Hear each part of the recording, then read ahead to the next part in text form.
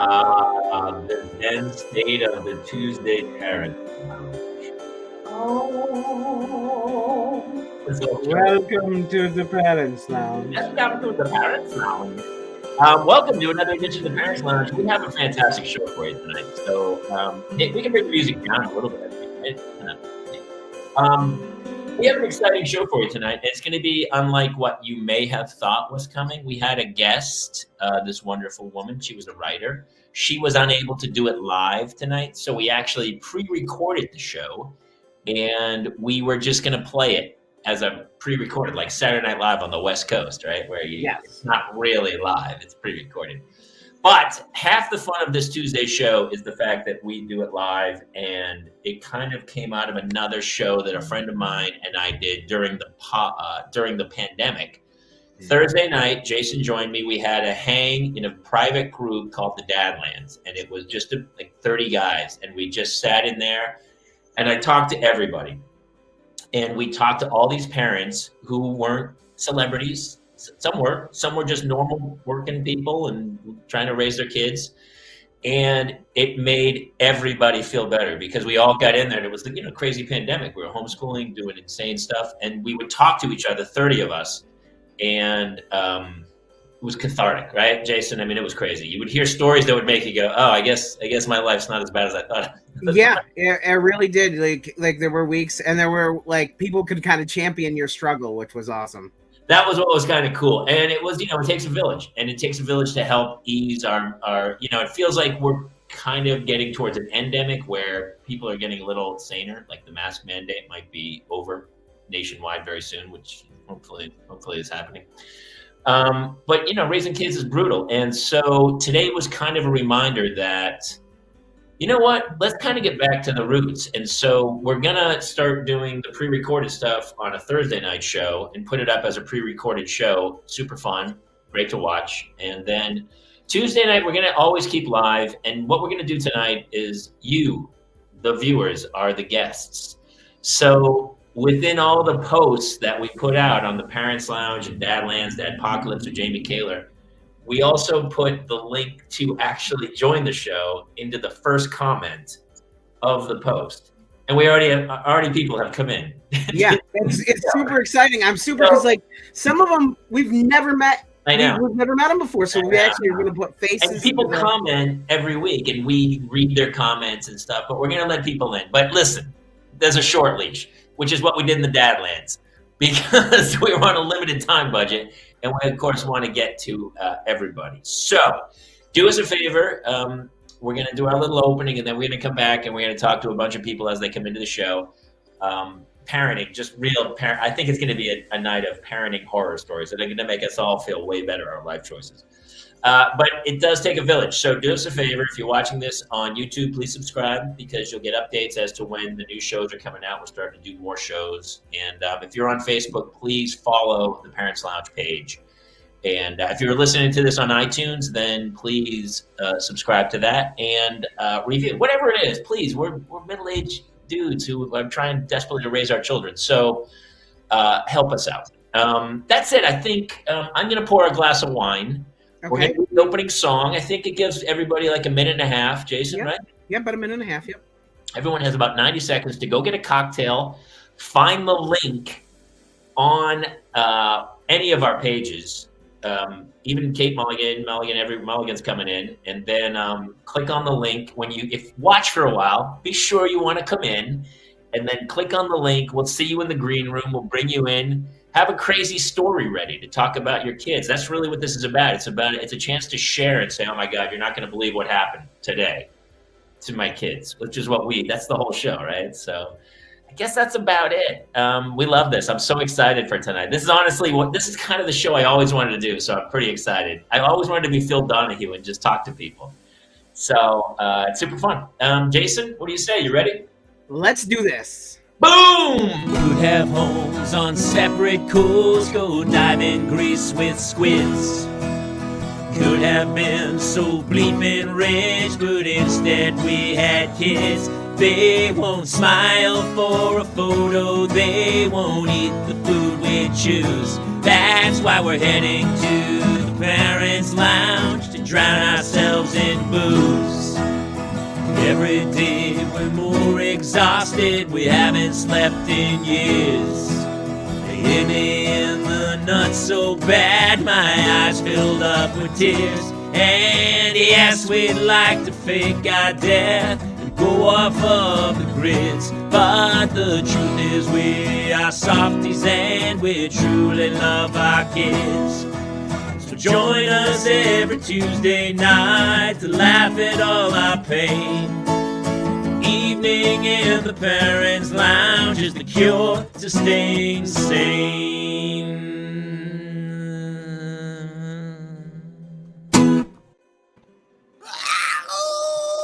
Oh my gosh, Mulligan, you went straight up, red lipstick, huh? What's the elevator music playing right now? I know. now the music has to come off when the show starts. It's just for the opening. It was an opening Zen type of StreamYard. Okay. We started. It said, "Hey, you want some music?" And we said, "Sure, we'll try music." And we did it. I like that. Okay, great. Well, turn it off. Okay. I forget it's there. It's so new. Like I just have not. I'll get it. I'm very present. I don't know if you guys noticed. By the way, we have to redo the opening because they hit me in the balls so hard. We got to really account for it. They slammed my balls into a toilet seat so bad I had to go to the ER. Right, Jason? Did I do something to you that you've decided that I need to be your punching bag today? No, he didn't go to an ER, I don't think. Did you go to the ER? Yes, of course he did. For your balls? He got in his dick. You went to the ER? Not okay. It was not all right. I missed that part of the story. This is me supporting you, not making fun of you. I don't think that opening is strong enough to go through the pain of what you went through. Well, the opening was written pre-ER, so I'm mostly back to. Well, they'll never be normal again, but you had when they your 6-year-old took the bolts out of the toilet seat. Is the guess? Yes. And so when you sat on it, you slid off. It was like a bobsled. I was like, it was Cool Runnings. Did you luged it? You luged it, and so the toilet seat crunched your balls on the way down. It got everything. Everything. Oh, the bean, Frankston beans. The Queen's Gambit. Yes, exactly. I said it. It got the bishop. It got the bishop and the 2 rooks. It got the king's staff. The bishop took the worst of the damage. The bishop. So let me ask you: when you go talk us through your trip to the emergency room, when she's I'll like, be the nurse. "Can I help you?" Well, I'll be the nurse. Jason, let me be the nurse. Let Mulligan. I love. By the way, why can't a guy be a nurse? A guy can. Jamie, you be Why the nurse. can't you be the doctor? Okay, I'll be the doctor. Jamie, you're the nurse. Go ahead. It was a female. Hi, can I help? Why? I'm not sure why the nurse was effeminate at that point. I'm not. So hey, here's the doctor. Just talk to her. Hi, what's going on? Very thorough nurse. Hi, what's going on? We got a lot of people here. What's up? So, okay, I'm gonna be. I'll just lay it on the line for you. My son played a prank, and which he removed the bolts from our toilet seat. Okay. It escalated quickly. My business got caught in there, hence why I'm wearing these pajama pants. Because I can't have anything touching. Oh my god! Yeah. Hey, Larry, you gotta get in here. We got one. Bring Sue. Is this really necessary? I mean, Mary, we got a bleeder. Code ball. I mean, that's first of all, I am no stranger to having to show my genitals because I have to do it every time. For personal reasons. I'm not sure I would want a woman doctor. I'm not going to show my bruised phallus to a woman doctor. I'm like, listen, I love showing it to women in general. I'm a bit of an exhibitionist. I'll show anybody. It's a weird thing, but as far as I know, isn't that a weird? I always am amazed when a woman goes to a male gynecologist. Why? Because I mean, yeah. Because if I was a woman, I would want to go to a woman. I don't know that it's not. Listen, I'll just put it this way. Jenny Elizabeth says because we're ladies, and that's what we do. That's exactly right. But I mean, Jason, you had to get stitches, right? I don't want to talk about this. Okay, dude, we need detail. Now, first of all, we also need to know that didn't everything blow up when you had your vasectomy? different way. Coconut balls. So everything was engulfed in a watermelon-like infection. Oh, you poor thing. I'll never eat watermelon again. That's no watermelon. It was not good. Like I literally, when Violet in Willy Wonka. Yes. Yeah. That. I mean, you had to go to the dude. I would say most guys, we would have to be, because obviously I've been kicked in the balls so badly, like in sports or other things, but I've never gone to a hospital. You have to be seriously injured to take your fruit and junk to the hospital and go, hey, you need to take a look at this. I think I did some serious damage. Well, yeah. So now we know he did some serious damage. So, was there stitches? Did they stitch your? He said he did. He said he didn't want to talk about it. Yes, Taylor. Yes. All right. I don't want to talk about it anymore. Was it? Is the Crown Royal bag neatly? Did he use some perfect gold stitching to? Well, I'm going to be honest. There's a little bit of Jack Skellington thing going on right now. Dude, I didn't know you got. What's this? What's this? What was I supposed to tell you? Hey, Kaler, I got my balls stitched up. It's exactly what you, dude. If it was me, I would be show. I would show you photos and go, "That's my balls," and they're all stitched up. You and I, we had wait. Genevieve Elizabeth says my BFF got bit by a spider down there, and his balls blew up like nobody's business. Listen, mine was less spider bitey and more vasectomy. And I remembered because the doctor said to me, he's like, "Don't worry, there's a 1% chance anything will go wrong with this." And I was like, "Yeah, well, there was a 1% chance that we could have had twins. There was a 1% chance that my wife could have had a stroke." All right, this Something's is going to happen. A horrific story. I'm going to tell you a horrific story from my Navy days. I would like. I met someone who worked in the JAG Corps, and they had all these photos of like gruesome events or whatever. So this guy had gone to the hospital, and his his scrotum was ballooned up like a basketball. And they were like, "What the hell's happened?" Just a mess. And he walks in, and they don't know what's happening. And John Patrick Murphy's. They take an X-ray of it, and they can see staples. And finally, they get it out of the guy. He had been pleasuring himself with a belt sander and had ripped himself open and was so embarrassed that he just took a stapler and stapled it, thinking it would go back and be like, yeah, I'm sure that'll be totally fine. And the person that was showing me the photos, I was like, oh my God, there's humans like that? And they go, yeah, you wouldn't believe the people who go to like the emergency room. Right now there's a doctor somewhere having cocktails at a bar going, this dude came in, he said his toilet seat slipped off his toilet. Yeah. Well, Jamie, do you remember when I told you the story when the bat got in the bedroom and it bit me in the ass? And he used his personal phone and he took a picture. And I was like, that's not a hospital issued phone. What is he doing? Have you heard this story where he got? You should tell the story. I don't think you've told it on the show. I did a long. It was a long time ago. You did it super live, and even I was like, "I'm sorry, what?" Tell Mulligan this crazy ass story. Yeah. So we were doing renovations on the house. When I was three years ago now, because it was right before the twins were born. It was just around Christmas time, and we had this rare December Pennsylvania day when it got up to 70 degrees. Okay.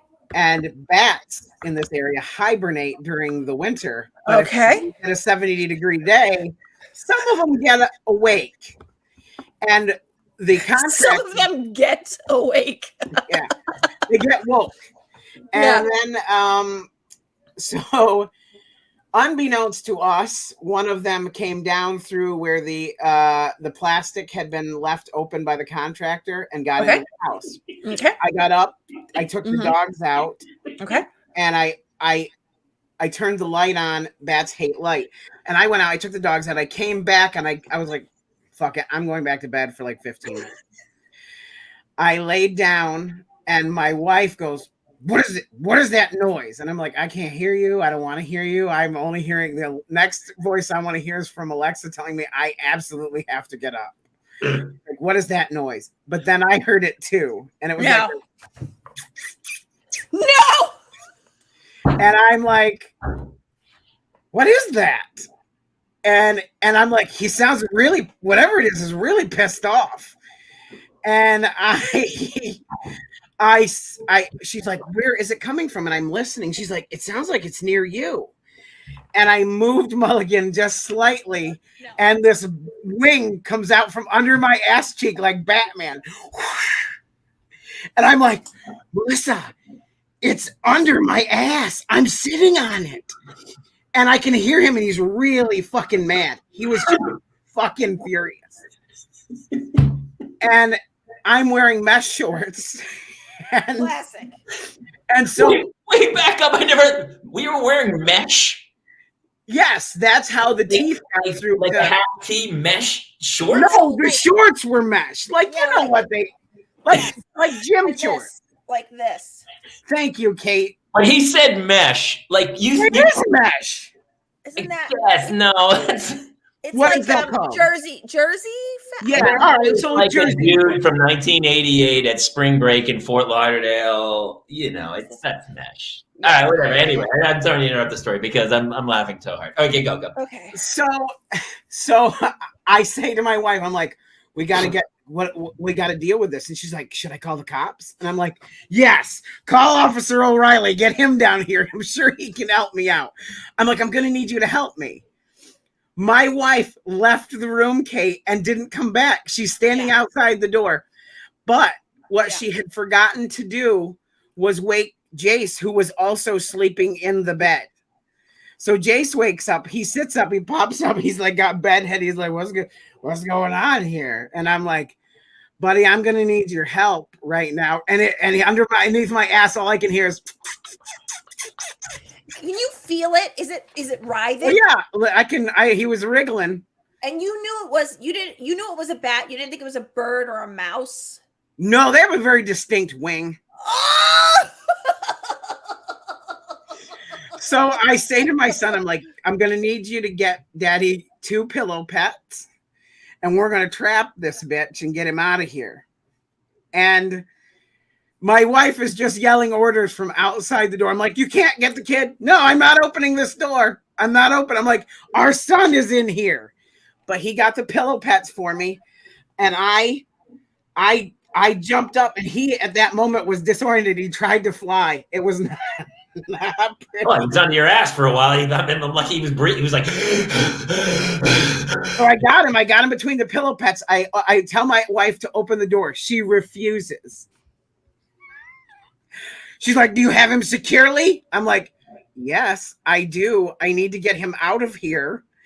And I took him outside and I let him free. I was not aware, because I had been in contact with him, that I was supposed to keep it so that he could be tested for rabies. So the day before Christmas or day after Christmas or whatever it was, my wife, the CDC tells us all of us have to go and get the rounds of rabies shots because we didn't know how long he'd been in there. So my wife is 8 months pregnant with the twins, has to go through 4 rounds of rabies shots. It's probably and it's based on weight. And I don't know if you didn't know this. I like me a sandwich. I love me a sandwich. I had to have more shots. 4 sets of 4. I had 16 rabies shots. It's probably why your twins are, one of them super evil. It's probably from the rabies shots. Is my guess. He's part. He's got that. Yeah. It's something in Cujo. I remember something in Cujo that said something like that about. Yeah. So here's the thing here. The doctor. He's like, we do need to check to make sure it didn't bite you. And he's like, no, oh no, here it is. He did bite you. So, you didn't feel a bite on your ass? And you didn't feel it. You remember during the live show, I slipped and I said, well, over the years, my ass has taken a pounding. I didn't mean to say it that way. Yeah, and Kaler wouldn't drop it the rest of the show. I mean, I totally forgot that, dude. That's funny. Unlike you, Mulligan. He said, oh, my ass over the years took a pounding, and I stood up, I grabbed the microphone, I was like, let's talk about that for the next 15 minutes. And that was the callback. Every time something else happened, I was like, well, you did I get your ass pounded at some point? Oh my God. Yeah. I can't. I feel like that one story alone, Jason, makes your life unbelievable. Then you add in all of them. Head over to the Bat Lounge. I want to hear his dude. By the way, Murphy's other comment, he goes, this is our buddy Sean, who jumped into our Instagram live, another actor buddy of mine. He goes, I thought I had my grapes flipped on the vine once, hurt like hell, went to the hospital. I'll tell you what, I had a friend who had a torsion. That is no J-O-K-E. Had a what? A torsion. Torsion. A torsion's when your testicles get it flips around. Like they get twisted. Well, that never happened. Circulation. Thought I had my grapes flipped on the vine. Actually, Sean, go hit the link. Yeah, Sean, come in. What are we doing here? Brian's in. All right. Brian, I think I have to get some Girl Scout cookies to Brian at some point. Hey, listen, let's bring in our first guest. Yes. Ladies and gentlemen. We should actually no. We gotta come up with a fake bio. We gotta Molly, you hit it. I got it. This one. I got it. Okay. Our first guest knows every word to Danny Boy and can play it on her accordion. You know her from such movies as Belfast, where she co-starred alongside Kenneth Branagh, who's up for a director nomination. You may also know her from having the same name as two of my aunts. Please welcome to the show, Maureen O'Malley.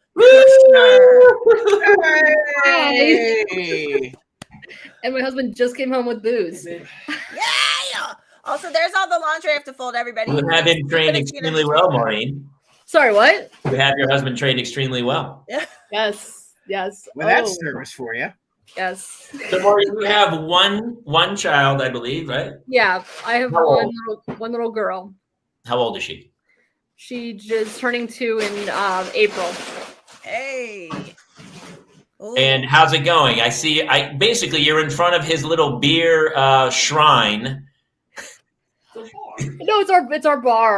It's our bar. Okay. He said with some indignation in the back. I mean, That's our bar. Irish. Want to come in? To the Irish, a bar is a beer shrine. Really, Yeah. it's a place of pilgrimage. So, what's the craziest thing that you? Well, I mean, we just heard a crazy Jason slept on a bat story. I love your husband sneaking in the background. Just like, you're not even sneaking. It was He's more like, of a "Hey, what's up?" spooning than a slap. Yeah. Any crazy stories? I mean, we're way past 2, all of us. We're looking back at you, kind of laughing, knowing what's in your future. Yeah. So yes, I did. He's okay. Also, the attitude your husband just took with. Did you finish the wine too? Is that what you've been up to since I went running errands for us? All right, Maureen. Why else is the wine in the house if it's not to be drunk? It's Thank kind of his fault for not being there when you drank it. That's on him. Yep. Okay. Responsibility for the wine in the house, sir. In his defense, we live in Utah, and he has to go to a liquor store that's 45 minutes. 45. He has to get on a plane. He has to fly into San Jose. I was gonna say he has Get to off go to Nevada. in a car, drive down to San Luis Obispo, his favorite liquor store. So I guess the craziest story I have actually happened on Sunday. My daughter is she has a big girl bed now. She has decided she wants to sleep in the big girl bed, and so she wouldn't nap on Sunday at all. And I had to. I was meeting up with a mom friend of mine, and I thought it was going to be a mom and her daughter, and her and I and my daughter, we all going to have like a mom's date, like a play date. So I took my daughter with us. She hasn't napped. She's just not having it. I get to the coffee shop that I was meeting this mom at, and her daughter wasn't there. Oh no. It ended up being a mom. It was supposed to be a mom date, but so I had my daughter who hadn't napped, was losing her, was just like blah. And so I'm meeting this mom. My daughter's just like kind of wants to play. My daughter escaped, so I had to have her on a stroller that we have, and it's just as I'm spending time with mom, it was like, okay, my daughter's just getting more just like amped up, wants it out. And I'm like, okay. I'm like, well, it's so nice meeting you. We have to get together again, blah, blah. As I walk my child, and as we walk out and we go to our car, and I lift my daughter up, her diaper has exploded. Oh. It's all over the back of the stroller. Oh. And I don't have anything in my purse, my mom bag, to really clean it up. So I'm like, okay, this is like probably like a 10-minute drive home. So I just put her in the car, we drive. And of course I hit every single red light on my way home. Yeah, of course. Uh-huh. Yeah.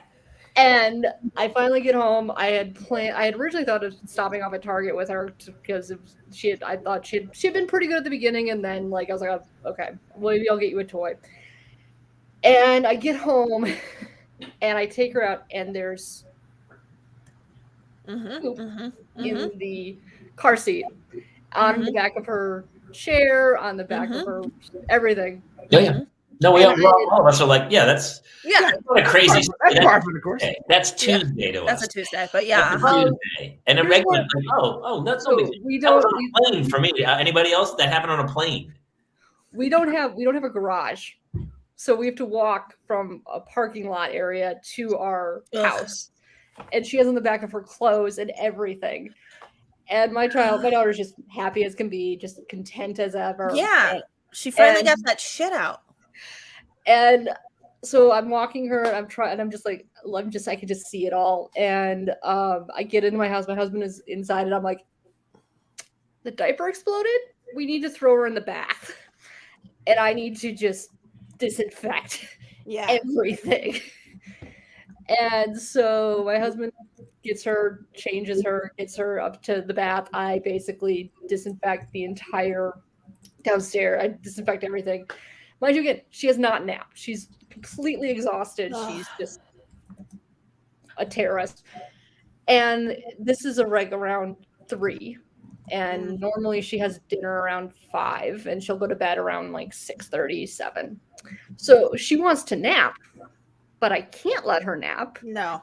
Because then she won't sleep. She won't sleep. So we make dinner. My husband made an amazing dinner with steak and cauliflower. It was fantastic. More alcohol. There's alcohol involved. Yeah. My daughter refused to eat it. She only wanted strawberries. Okay.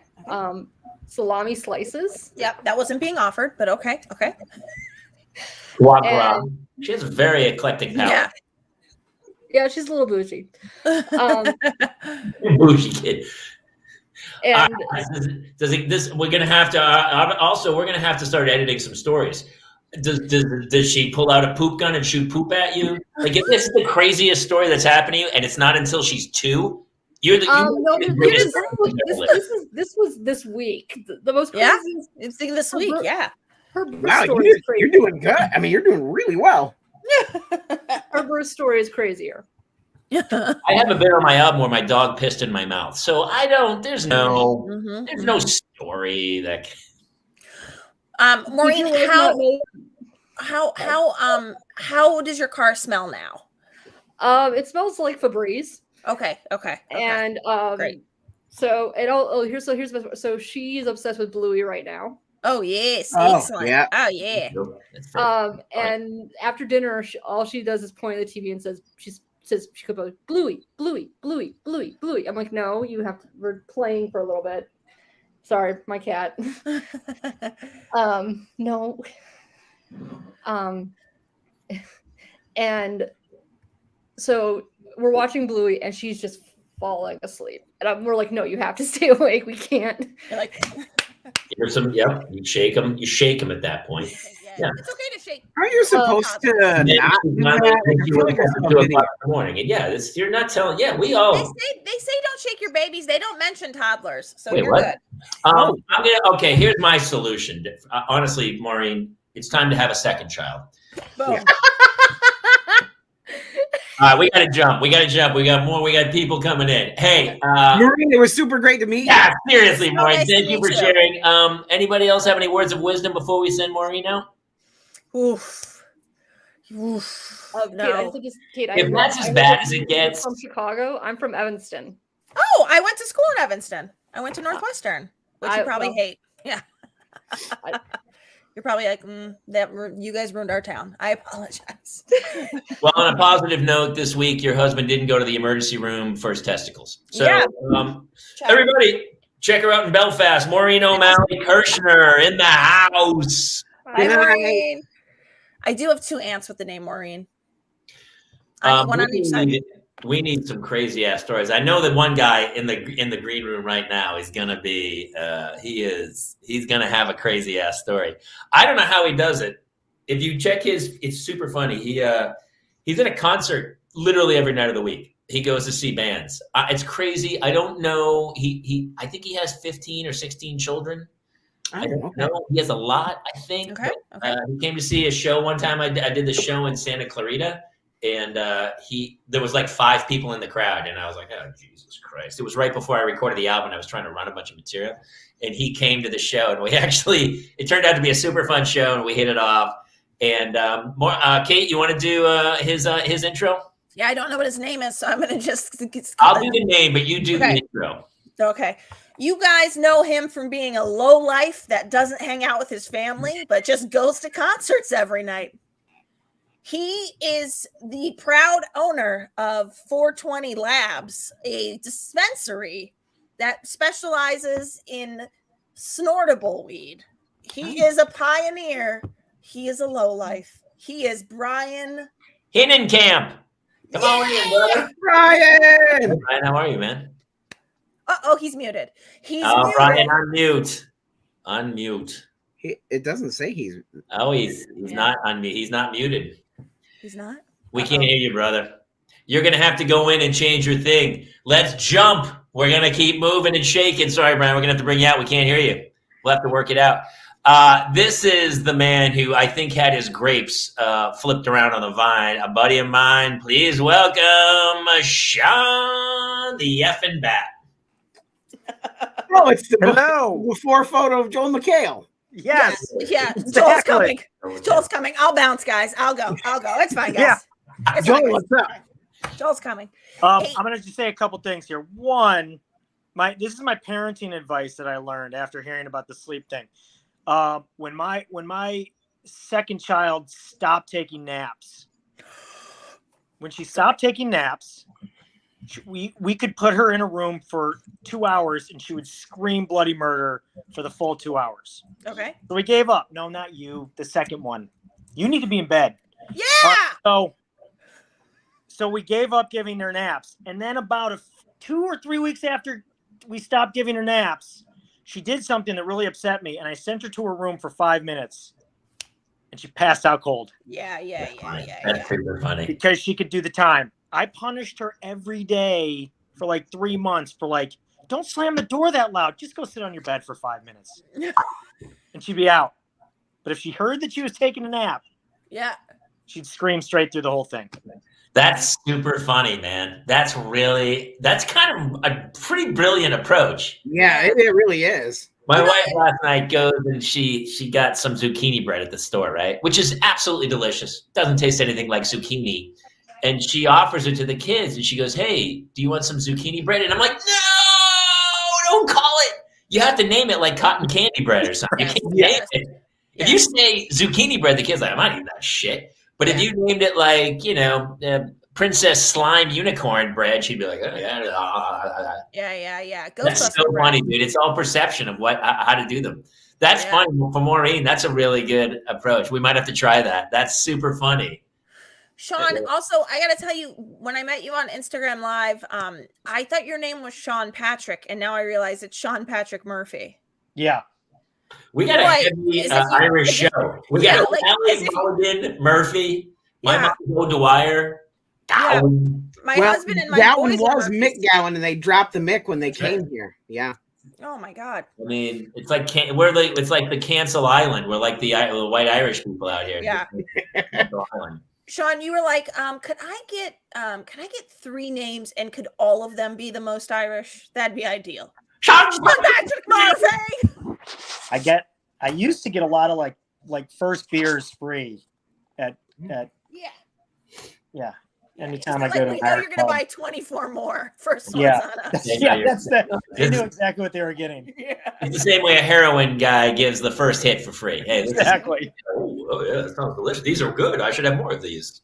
Just before this, my husband, whose name is Dickie Murphy, I heard him talking with the boys, and he was explaining Dickie to the boys.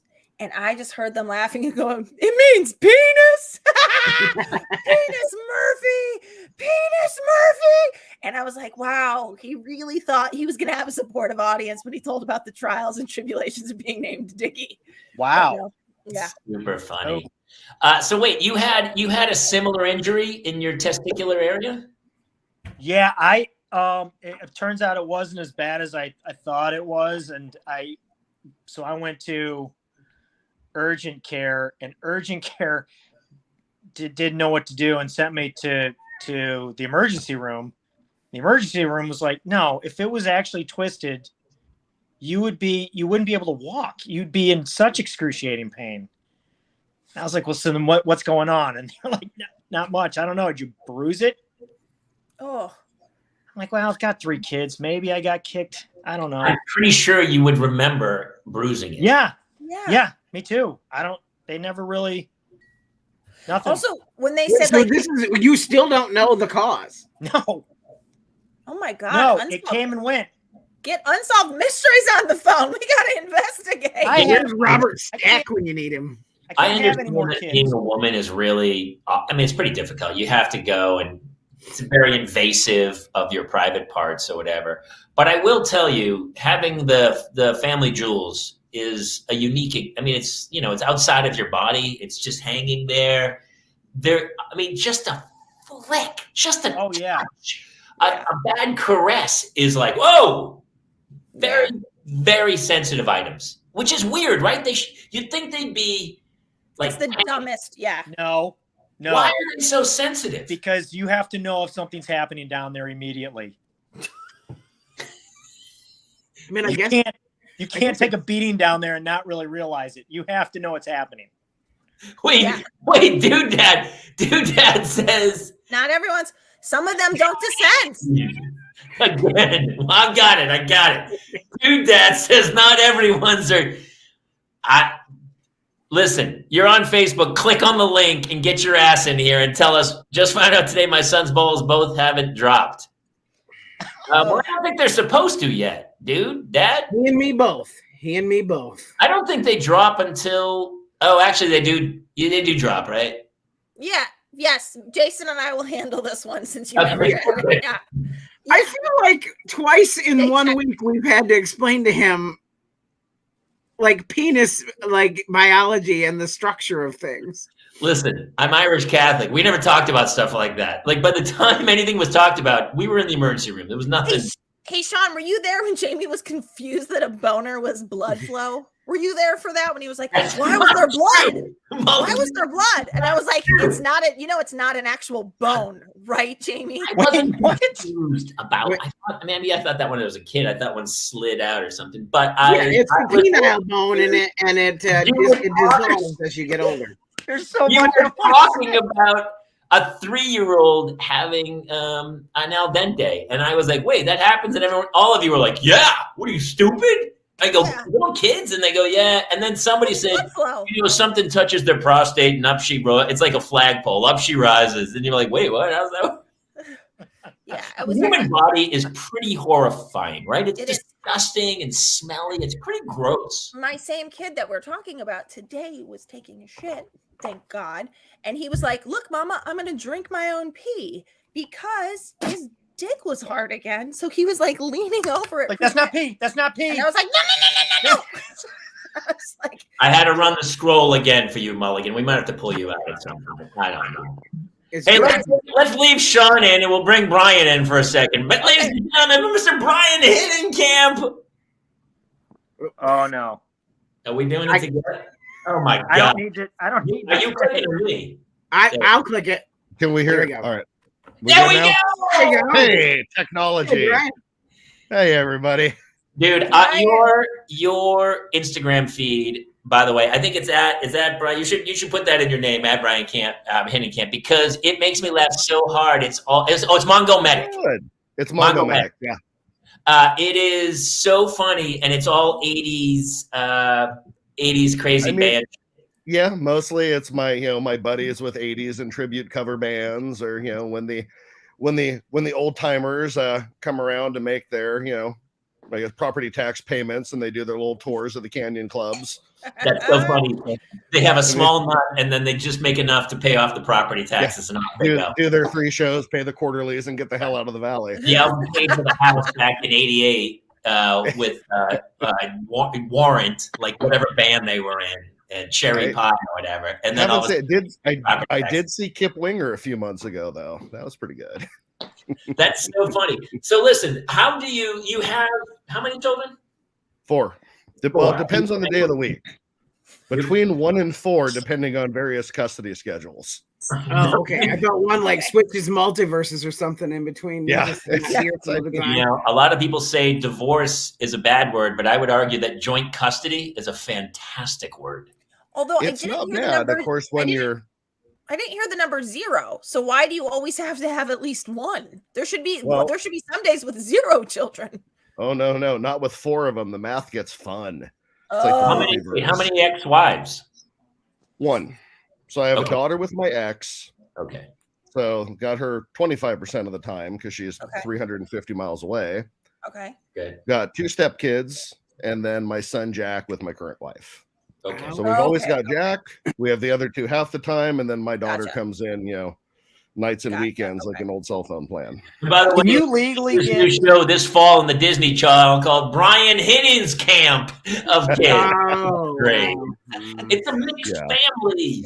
Oh boy. Hey, can you made that movie? It's called Cheaper by the Dozen. It's Cheaper by the Dozen. And actually, it's a new show coming out with Zach Braff and Gabrielle Union. Cheaper by the Dozen. Zach. That's fun. Yeah, it should be fun. Sean, go ahead. I was just wondering if you could get joint custody. Go ahead, Sean. That's like my. Go ahead. Growing up in a family of 6. Sometimes Mulligan needs a timeout. And then she just left. Hey, Sean, flip your camera sideways. Come on, you're a pro. Yeah, there we are. Bring Mulligan so back I'm just curious if you get joint custody without divorce. Incredibly good question. I mean, hey, I guess if you just have an agreement to, do the we've legally, been separated. An agreement never works. No, it's a binding agreement. I would say it's called a timeshare. You would change the terminology. It's a timeshare. And what we would do far from it. Listen, I only have 2 kids. I could easily watch. I mean, if I'm watching 2, what's the difference? I should watch 10. We get 5 guys who each have 2 kids. Each guy takes 1 week. You watch all 10 kids for that week, and then you have 4 weeks off. Trust me, I've drawn out the plans. Oh, this is that house thing, the collaborative house thing? I got a credit card number. You let me know, Jamie. I know, Brian, you're in. Trust me, the wait, honestly, it's like a 3-year wait list, I think, at this point to get in on it. It's going to be a great time. Well, at least then get me Girl Scout cookies. We'll call it good at that. That's right, dude. That's so funny. Anyway, my daughter's selling Girl Scout.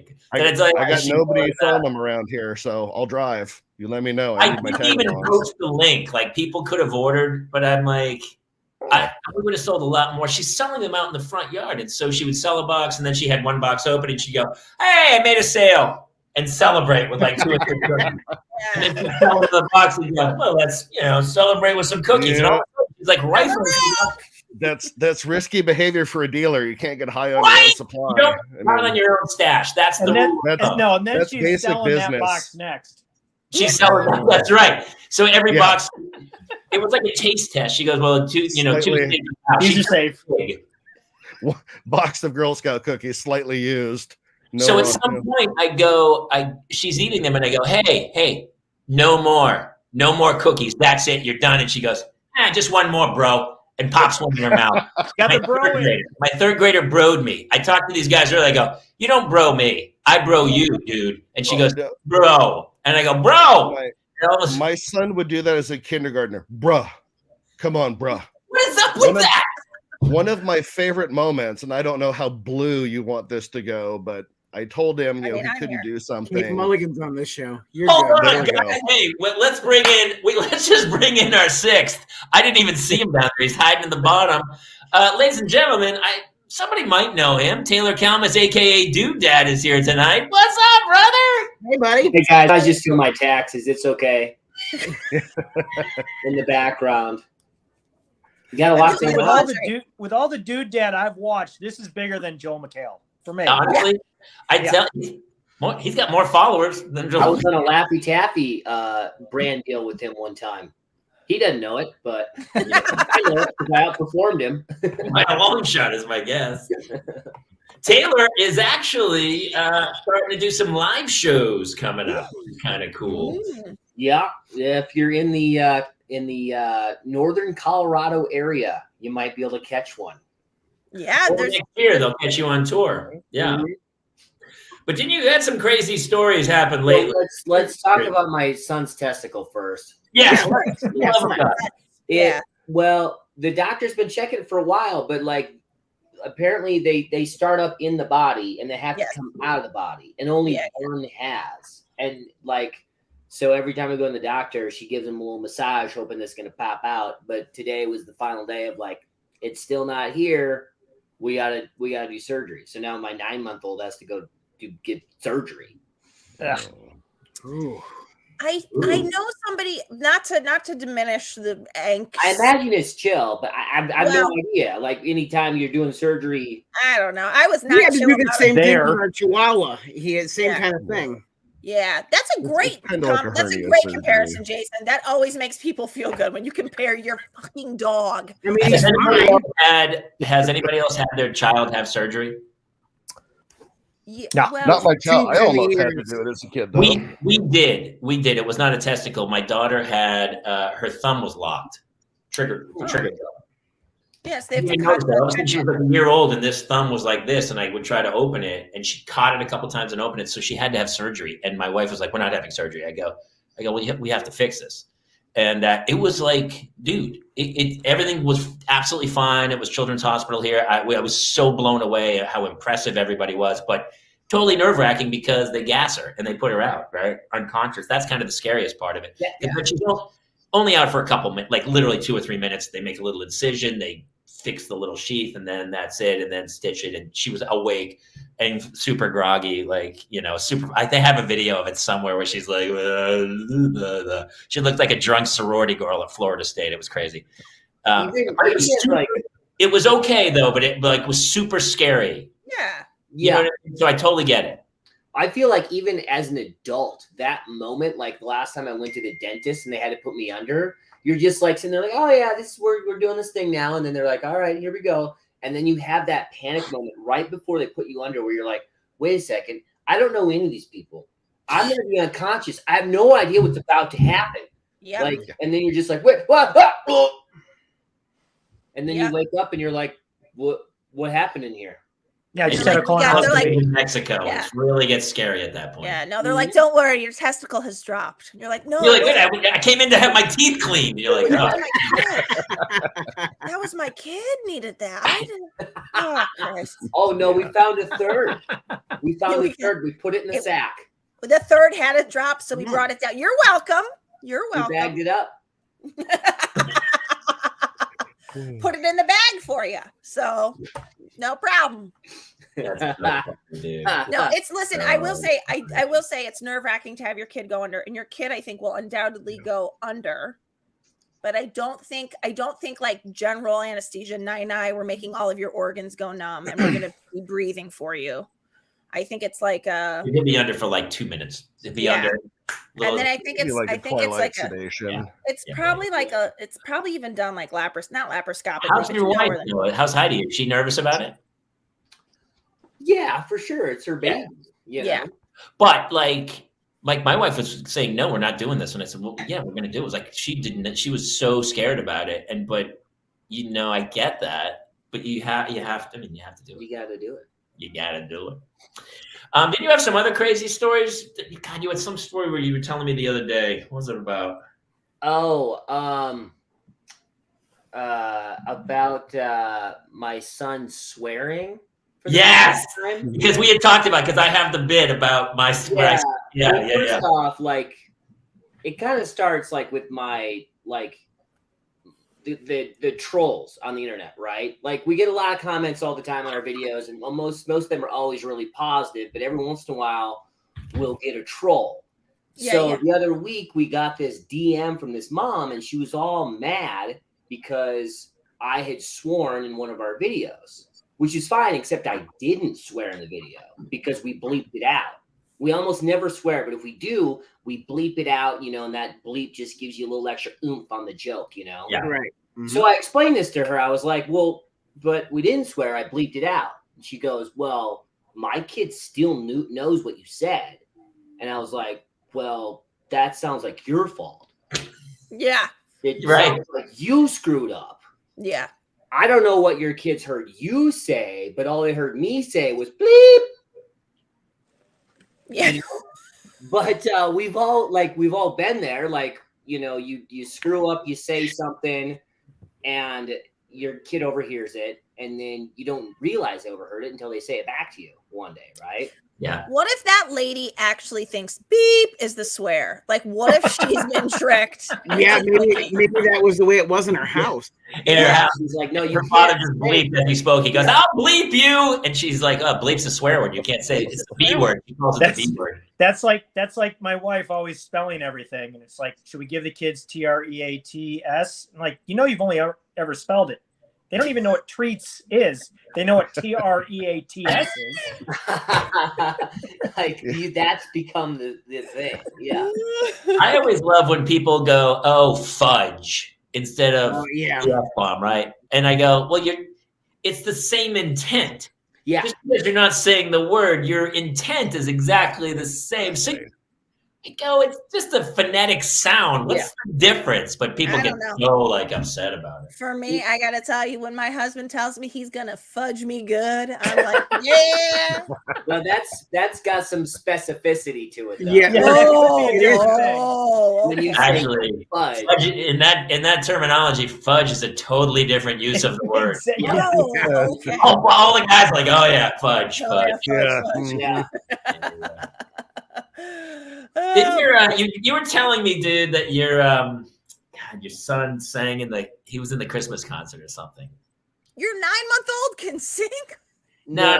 Is it Theo? I know, it's a bit, guys. Was he the one? Was that the? Yeah. So our son. So we went to his concert, right? And like we're like there to see, you know, him perform or whatever, and he's just standing there.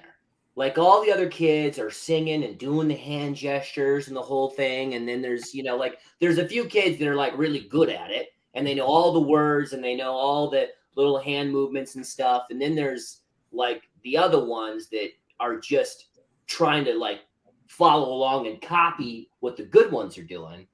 But my son didn't do any of that. Like he just stood there, like doing the bare minimum he thought was required in the performance. Existing, right? Like, but I feel for him because they feel like that's me with my wife in the drape section of IKEA. You know, just standing there existing. Like, what do you want from me? Like, I'm here. Yeah. What else do you need? Yeah. I'm here. Like, That's you don't fun. sing when you're at IKEA? No, I just pick up a drapes, they'll look real good. But afterwards, the best part is afterwards, like after the show, I asked him, I was like, buddy, why weren't you singing? And he gave me the most logical answer ever. He goes, because we just sang it in the hallway. Why would I sing it twice? We just did it. You should have been there. The custodial staff loved it. He's like, I got a question for you. Where were you in the hallway? Why weren't you there? Why weren't you there for buddy? the first show? I got to tell you. Super efficient. He's right. Do it once, do it right, and get it over with, and that's the end. He's like, I put it all out there first show. That's it. I'm done. That's it. I finished. I had nothing left. Does he loophole you like that often? Like, no, he's just logical. Like that's just You know, he doesn't do anything that doesn't make sense to him. Yeah. Did you happen to see Jamie Kaler's girls trying to sell Girl Scout cookies? Because I'll give you an impression of them. I imagine it's what your son looked like. They basically were like, they were both like, Yeah. we're selling Girl Scout cookies. Maybe you want to buy some. She sold out, brother. Hey, bro, she sold out, man. I'll bro you. We're looking for something between The Shining and The Ring. Truly, and I was like, is that what your son was like? Just like he looks like the scary kid in the background of Three Men and a Baby. You know what I mean? No, he wasn't scary. He was just so funny. bored. That's so funny. Hey, we have another guest that I have to let in. Sean, I'm going to pull you out for a minute. You're first in, first out. I think that's how you go. All right, let's bring Sean out. Bye, Sean Patrick Murphy. Can you hang for a sec, Taylor? Yeah, bring him out and then bring in. All right, I'll do the intro for this guy. Yeah. This guy, I'm a huge fan of his work. You would remember him from the 1980s show Airwolf. You probably saw him on The Man from Atlantis, where he played Techie #2, which was a fantastic role that he did. He's also penned a couple books that says "Why Won't My Kid Shut the Blank Up," which I think is maybe one of his best works. And he's also he's a Nobel Prize winner. He invented fusion. Please welcome Landon Crowell. Hello. Thanks for coming in, man. This is Hey, no problem. this is everybody else. Do you have a crazy story about your kids that you want to share? Oh man. Well, there was the time that I was talking. Sorry, I'm nervous about this stuff. I love that this is unnerving, but you know, just taking a child anywhere in life that's not a problem whatsoever. Right? Like, this is making you three of them now. Listen, don't say the wrong thing, or you're going to be canceled in society. Yeah, we just had our third one on the 3rd. So you have a new baby on the 3rd. On the 3rd, yeah. That was 5 days ago. Oh, January 3rd. Sorry. He doesn't know. Still new. Yeah. Wow. new. Oh my Well, God. you had to talk to Jason, and Taylor just had his 3rd. What? A couple months ago? A few months? 9 months ago. Feels like 2, but it was 9 months ago. Yeah. So. Yeah, today was my second day back at work. So. Oh God. Which was Did grateful. you have a dad? What's it called? Paternity leave. I did. I That's work at a university. They paid me 3 weeks, and then I took 2 weeks of my vacation. So Nice. I had Hey, 5 you weeks. took yourself a paternity leave from Dude Dad for a few weeks from the. You actually incorporated it into. It was probably one of your highest rated things. It was crazy. Yeah, I made my wife shoot a video when we got home from the hospital. It was very short, though. We only had to get like one shot. Yeah, I just on her behalf, I don't forgive you. Just so you know. No, she doesn't either. She likes. Yeah, on behalf of your wife, fuck you. I think the video may have made enough money that it may have been worth the time. Oh well, there you go. Okay, then that's fine. Then we're fine. We're fine now. We're good. So yeah, I got a story for you. All right, hit it. So my oldest is my son, and he's going to be 5 here in a couple weeks. And I'm an artist as a profession, is what I do, a visual artist. Wow. And so we're driving down the road. I'm taking him to preschool, and he's talking about, Dad, I want an art set, an art set with the. And I'm like, oh, and I'm in my mind, I'm thinking like this grand thing in the wooden case and the 26 million colors and the paints and the markers and all that. And we're talking. I said, well, what all did you want in it? You know, I mean, do you want canvas? What do you want? And he's like, no, I want the thing. It's a game. It's a dog that's got a marker and it scoots its butt on the paper and draws. I was completely crushed. Now I want that too. Yeah, now I've been looking for it. I can't find it, but Oh man. because I thought it would be kind of fun. Well, as an artist, does everyone here kind of hope their child falls in their footsteps, or do you hope that they find a whole new path? I hope he enjoys it, but I don't know if I want him to actually do it because, man, I could have been an easier life as an accountant or something like that. Yeah. For sure. No, I definitely hope my kids have a job. You know what I'm saying? I Yeah. hope they don't follow in my footsteps. So yeah, just any job would be great. Just don't be unemployed like me. All right, we're gonna let Landon go. Brian, Landon, thank you so much for sharing that story because I saw the photo of that game. I showed it to my daughter, and she wants it. It's a dog, and it's exactly what my Puggle does. If he can't, like, he tries to get the danglers off, and if he can't, he just scooting on the carpet in front of where I parked the car. He puts a little rug burn right on the sidewalk. And I'm like, dude, can you choose different color rug Make it burn? the city's problem. Perfect. Different color rug burns. All right, Landon, listen, thank you so much for coming in, man. Super fun. Appreciate it. Gosh, that's funny. That's really funny. Brian, anything else? Yeah, just let me know when you want to make some cookie money, and I'll Hey, I gotta come up and we gotta do one of the Mongo Medic crazy shows. What's the last crazy show you saw? Last night I was at the whiskey and like 80s bands. Well, I mean, let's see. I went to the House of Blues in Anaheim a couple weeks back for the Ladies of the 80s with Stacy Q, Annabella from Bow Wow Wow, Missing Persons. So that was fun. My buddy Rob Taylor put their Dane, shows huh? on. What's that? No Taylor Dane. No, I missed her show that she was doing at Herb Alpert's Jazz Club because I actually would have really liked to see her. Did Annabella from Bow Wow Wow just literally come out, sing "I Want Candy" and walk out the door? Was it like an old 1950s show? She did. I Want Candy. Do You Want to Hold Me? And C30, C60, C90. Right. That was about it. Listen, you've invited me numerous times. I'm gonna go catch a show with you. I'll hit you soon. All right, dude. Thank you so much for coming. See you, Brian. Bye, Brian.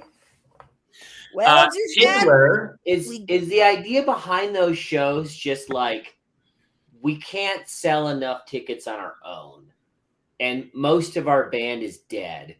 But who's still around? Let's do something. Let's do a little show. You know, like who hasn't moved on? I would say may Fred Schneider rest in peace. But the B-52s must be out there somewhere doing collabs with REM or something. Fred Schneider is not dead. I bet he is. They see the one with the voice. Fred Schneider, alive from Planet X. One of my favorite bands was the B-52s, and I still play Planet Clare for my daughter all the time. Here's the deal: like Bow Wow Wow, you wouldn't go see them because you only know 2 songs. So you put enough of them together, they got a full show. Then they have 20 songs that they can do, and it's super fun. He's alive. I apologize. Like that, right? Okay, now I get it. Look at in the 1950s, you would see Elvis Presley, Johnny Cash. They'd all be on the same bill, and they would come out and do 2 songs and get off the stage, and they would all get back on the bus and then go around and stuff. And Elvis would literally do 2 songs, and that was the tour back then.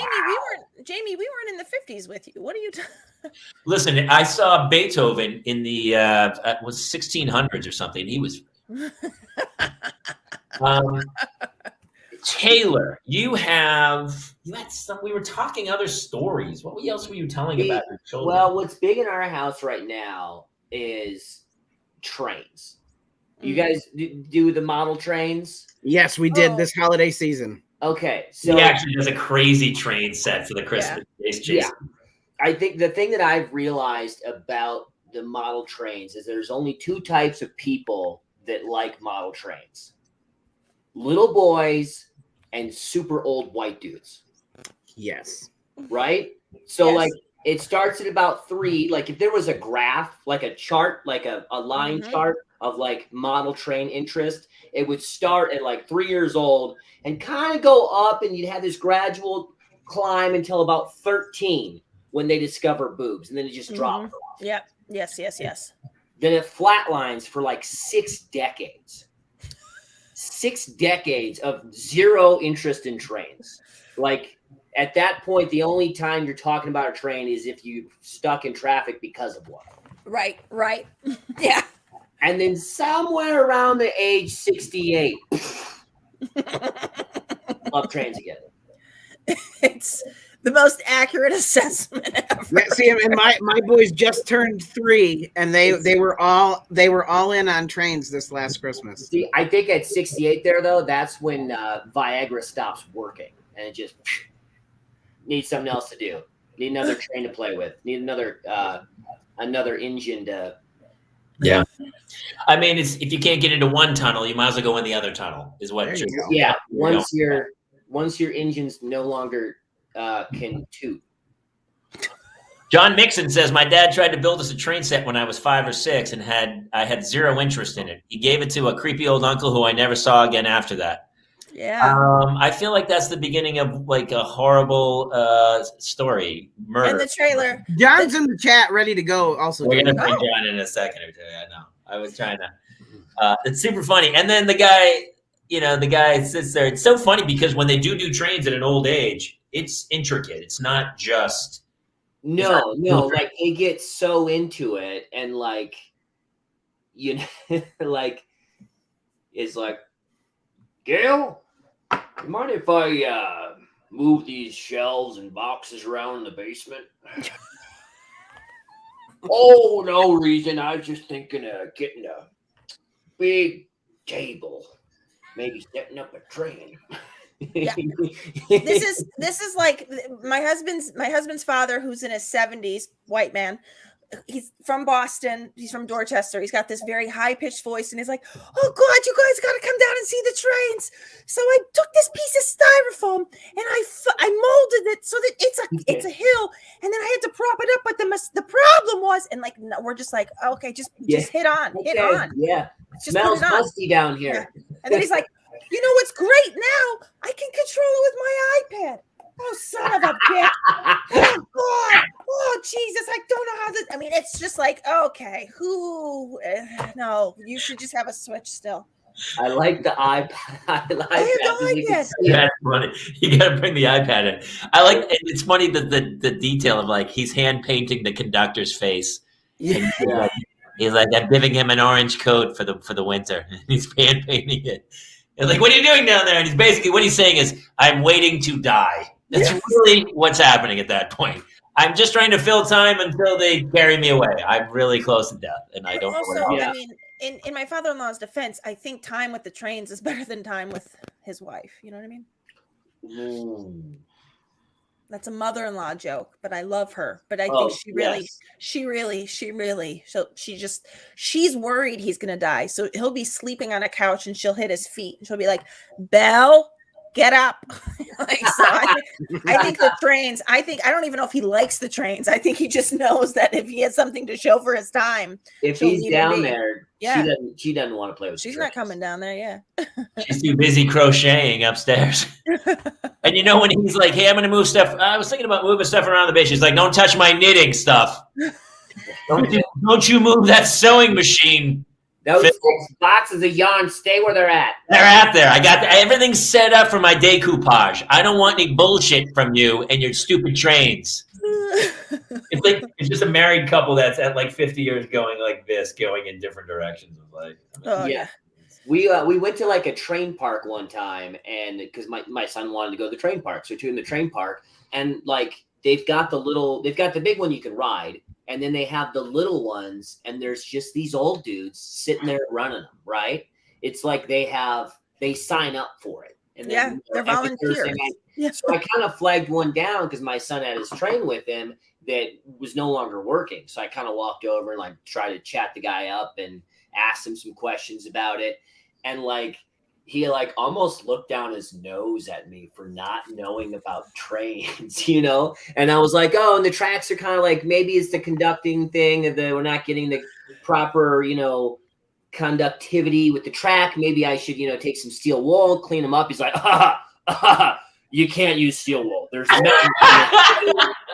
And it will, all those little, particles will get inside the train engine and it's going to seize it up. Cannot use steel wool. You rube. Murphy has a punchline for you. He's like, hey, Ethel, train's going into the tunnel. You remember what that was like? There you go. Here it goes. The sadness of getting we have another friend of ours, John Mixon, who, by the way, Taylor, you came in a handful of Thursday nights, I think, back in the day when we were all trying to basically just survive. And my buddy John is coming in tonight. Do you want to hang and hear a story, or do you have to run? Because I know you have 3 kids and a baby. I did just hear the baby crying. Yeah. I'm going to let you go, brother. Unless you have you had another story. Do you have another story or no? I've got all kinds of stories. Heidi's probably got. He's good. He's okay. All right, do you want to hang for a second? Yeah. Bring. Hey, Jason, why don't you do John's intro? Ladies and gentlemen, the total embodiment of the last remaining member of the Skywalker family, Mr. John Mixon. Hey, brother, how are you? Now, as people who we knew from our sanity group that we had on Thursday nights, John was always the wild card where each week we'd be like, I don't know if he made it another week. He was hanging on. I feel like you were hanging on by a thread for the last couple of years. Is that about right? Yeah, it's still the case, man. Jason, pull up your Facebook messages because that's what I'm dealing with today.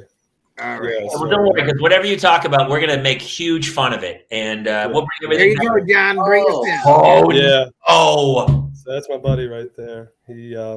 He's been sick and he's got some things going on there on his neck, and he's got some other rashes on his legs. So we took him in, and they're like, yeah, he's got an infection. He'll be all right in a couple of days. Meanwhile, I grew up in the 80s. I've seen Romero movies, so I'm listening out for the grunting. Yeah. Listen, obviously in his Spider-Man outfit, I mean, it could be Doc Ock or it could be the Sandman. Venom could have got him. Yeah. Oh, poor pumpkin. Yeah. Also, you spell the name John funny. You spell it K-A-M, huh? So interesting. Cool. The K is silent. The K is silent. Okay. Yes. Cool. Yeah, you really put the emphasis on the John. Okay. Yeah. Okay. Oh, I'm so sorry for your boy. Wait, so did they give him topical antibiotics or oral? Yeah, so now he's got a topical, which is fantastic because he already knows that it's tender. So, coming within, look, I pulled out a Q-tip and it's just a little feather, and then you're just whatever he's got. He threw a basket at me earlier with all the diapers. And you couldn't just leave him in the hospital for a couple weeks? No, I tried. They don't. They have a policy. You offer money? It's not good. Yeah, you got to put that stuff on when he's sleeping. Oi. We do that with my daughter because whenever she gets a cold, she'll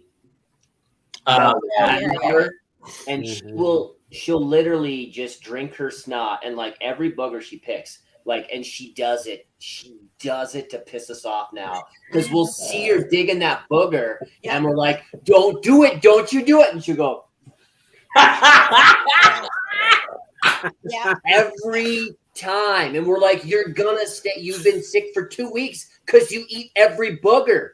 Every booger. Yeah, they're trying to exit your body, not re-enter it. Yeah, that's the bad stuff. And so then at night we have to take the Vaseline when she's sleeping and just rub it on there to get rid of that red Kool-Aid stain looking face. It's just sore.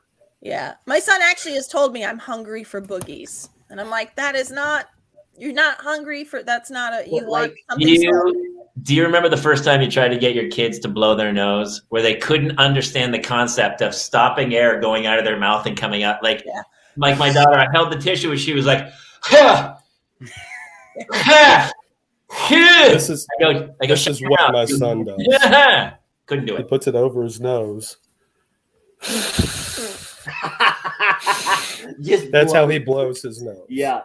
And then it drips down. Oh, I wonder why he has an infection. Yeah, no. It's either that or last revenge. Either of those two things. Like whatever he has that he doesn't need to have. Like if it's my cracked iPhone that he decided to throw. You can probably see the he threw a cup, like a little legitimate cup at you.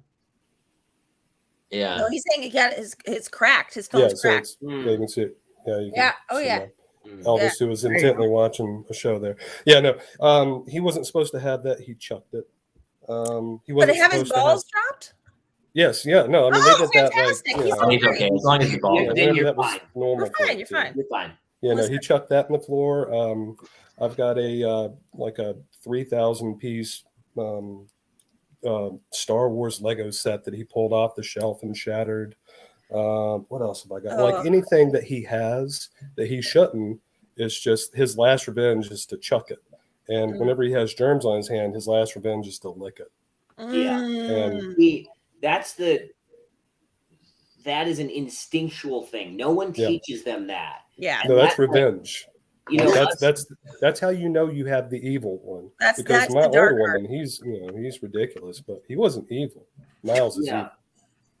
But like no one teaches them that. So like that's instinctual, which to me like is proof that like us humans as parents got the shaft of the animal kingdom, right? Because like horses, they'll have a baby, that baby will drop out and instinctually immediately knows how to run and hide from predators, right?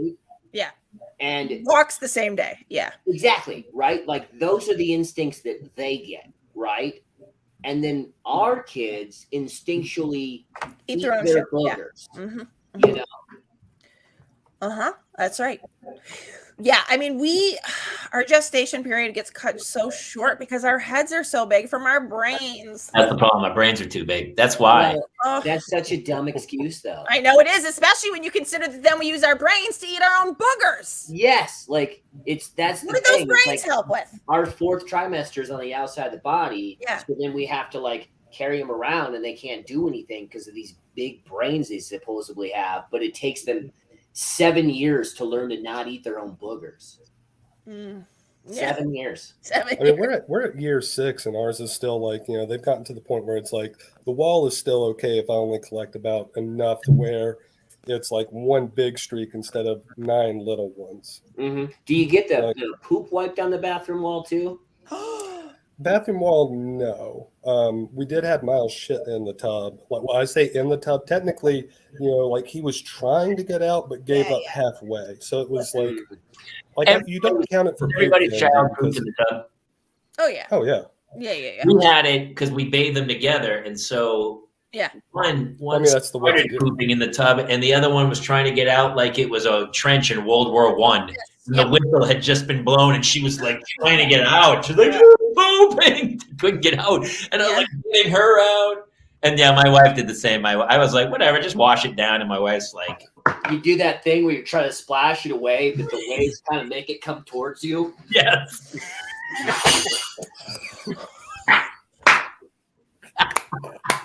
Are you okay? First and foremost, are you okay? I like the one guy who's not drinking falls off his chair.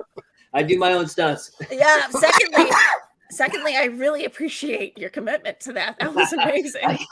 I got a wheelie chair here, but it's not designed for that. Oh my God. But I gotta tell you, you got away from the poop. You did it. You succeeded. It just did not touch it. And I felt it in that moment. Like I was like I was there. How's your Well, actually, 5's an odd number. Maureen, are you coming back? We might as well bring Maureen in because the six always looks better anyway. We'll just leave her. She's invisible currently. Oh, there she is. Sorry. Her dude dad's here. Do you know the dude dad? She's like, I don't know what you're talking about. Yeah. Her husband just got back from the liquor store, and they're in Utah, so he had to drive like 200 miles. Nevada, yeah. Ooh. He had to drive to a weekday. Yeah. Liz. I gotta tell you, I've there's some stuff I don't have space for anymore as a parent, and like my appliances not working has been like a real theme of my life, like especially in the pandemic. So we were waiting on an oven since August that finally showed up, and then they wouldn't install it. But then Jobo, if you don't hop in this, Jobo's on YouTube. We didn't put the link on YouTube. Jobo, it should be in the description. Is it in the description on YouTube? Should be. Jobo, link in. Come into the show for a couple minutes. Come on. It'll help you get rid of Mulligan. Wait, what? Yes, what? But today I found out, I looked behind my dryer. I was looking for a thing I had dropped, and my dryer exhaust has been disconnected and just dumping into the back of my dryer. Oh no. I was like, I'm not going to drink tonight. I'm not going to drink tonight. I'm not going to drink tonight. And then that happened. I'm like, I'm going to drink tonight. I'm going to drink tonight. I don't know It's a how to fire cope. hazard. It's a complete fire hazard. I mean, it's truly, I was like, so then I was like, go outside, Dickie, push on it. I got to tighten the screw. You push on it up. I mean, it was just like, and the kids are like, Mama, you got to see this thing. I'm like, no. Hey, Anyway, I didn't say it was a good story. but it was a story. That was a I story. know that problem. Hey, talking about surgery, one of our buddies and biggest fans is here, and he had surgery on Friday. So I am gonna kick out. Was it on his testicle? I'll let him tell. Maureen, I'm gonna pull you back out for a second. Here, you're coming out. Please welcome this guy. You know him from Laugh-In. He was also on Different Strokes, and he recorded an album with David Hasselhoff that went to #1 in Austria. Please welcome Freddie Ballesteros. Yes. Oh Freddie. my! What's up, Freddie? What's going on, guys? You had surgery on Friday. Yeah. For a hernia. Yeah. For a hernia. I love how many Star Wars fans we have on the show tonight. Oh, I know, right? By the way, can I interrupt? Because on May 4th, we're doing a special show with The Mandalorian. Not the face of The Mandalorian, but my buddy, who is John Wayne's grandson, is playing The Mandalorian. He's the body for all 6 months, and then the one dude comes in for 4 days and shoots his face out. Don't say the one dude. Yeah. His name's Pedro Pascal. Brendan Wayne, he's the Mandalorian. Yeah. He's going to come do our show on the May 4th, so you guys have to. We're going to do it again like this and bring everybody. I think, yeah, it's super fun. Yeah, I'll be there. Anyway, sure. you had a hernia operation on Friday. Yeah, I knew about it for like 10 years. They told me like 10 years ago, like, oh, just watch and wait for it. I was like, can fix it now? They're like, no, just wait till it happens. It's like, okay. Turkey thermometer where it just pops out and goes, it's time to take out of the oven? Yeah, it just, because it started hurting. Okay. So like, I would be doing dishes, it would be hurting. I'd do yard work, it would hurt. I would stand up for, to take a shower, it would hurt. So the weird thing is like, so I ride my bike like every day, and it never hurt on the bike. So I just kept doing that as like my way to get out, Yeah. And so, and I even had like an MRI done and everything. And they're like, yeah, no, there's nothing there. And then I went to the surgeon. He's like, I don't know what they're talking about because I could feel it perfectly fine. So I went in on Friday and super scared, right? Weren't they? Because he was hanging all over you when you got back. Was he worried about you? Yeah, my middle one was. Yeah, he was worried about it when I went, and then, I mean, because I'm still kind of hanging out in the room for the most part. But yeah, he's been pretty much by my side since I got home on Friday. Something that's imagine this is a bike seat. Something I've never understood is like these are your balls. Yeah. Do they go like this or do they go like this? Yeah, kind of that way. Both this? You just smash them down onto it. Well, they kind of tuck up between your legs. I there's bought a the little bit seat of a that has the tucking. middle part missing. But what if you got big old man balls? Can you not ride a? I don't have that problem. Still do it just easier. Underwear holds them in place like a bra. Yeah. What's a bra? No. What? Mando's in. Who? Oh, he is in. Nice. Who's Mando? That's not mine. That can't be. Can I do this? Oh my God. And just like that, he's out. Oh my God, I love Sean. I'm gonna actually, so one of the parents here, Taylor, was talking about that he was gonna have his son. They have to have the testicle dropped, right? Had you heard that part of the story, Freddie? Yeah. I'm actually, since I don't use mine very much anymore, I'm gonna have the opposite surgery where I'm gonna have them brought back up in. Yeah. You a might lot as well. safer. With children, especially, less hit with a wiffle ball bat. A lot of stuff. Yeah. Why not? If we're not using them, why can't they be brought back into the body? Yeah, exactly. I do see the merit in that. Yes. Yeah. Jamie, I just have a quick question. Can your voice take that? Honestly, I'd love to get some high notes again. I would love to see get lots of.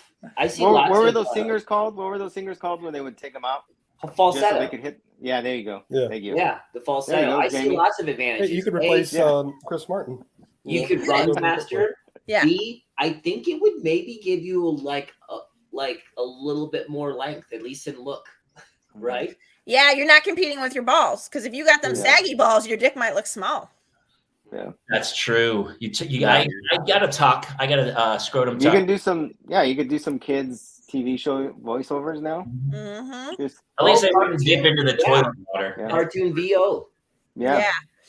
It's funny. Isn't the reason that they're on the outside though is climate control because the sperm have to be in a certain temperature to live. So if they're in the, isn't that what it is? Oh, You yeah. asking Jamie a biology question? Because that Sorry, hasn't gone well. It looked like I was asking Jamie. I was actually directing it to Taylor. Taylor. You're telling me Yeah. 98.6 does, like, they create a body and they go, look, at the end they're like, look, well, here's the reproductive organs. We can't get them to work at 98.6. What should we Pull 'em do? off of it. And somewhere in life they go, you know what, just stick them outside the body in a nice, soft, easily punchable sack. Yeah. But what happens when it gets too cold, Jamie? There was shrinkage.